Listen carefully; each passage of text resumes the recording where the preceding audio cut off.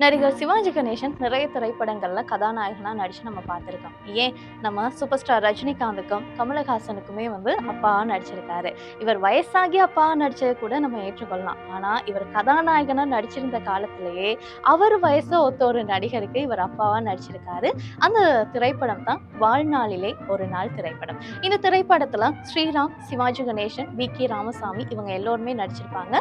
VK. Ramasamy இந்த திரைப்படத்துல வில்லனா நடிச்சிருப்பாரு. ஸ்ரீராம் இந்த திரைப்படத்துல ஒரு போலீஸ் அதிகாரியா நடிச்சிருப்பாரு. செய்த குற்றத்துக்காக நம்முடைய சிவாஜி கணேசனை ஸ்ரீராம் கைது செய்வாரு. இந்த படத்துல நிறைய ஃபைட் சீன்லாம் வச்சிருப்பாங்க. அதிலும் குறிப்பா நம்ம வி.கே. ராமசாமியும் சிவாஜி கணேசனும் ஃபைட் பண்றதெல்லாமே பார்க்கும்போது உன் வாயை கிழித்தெறிய போகிறேன்.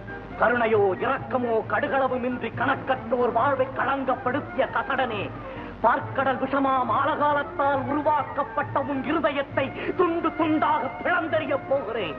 ஈனத்தனமான செய்கையை தூண்டு உன் மூளை சிதறும்படி உன் மண்டையை சுக்கு சுக்காக உடைத்தெறிய போகிறேன்.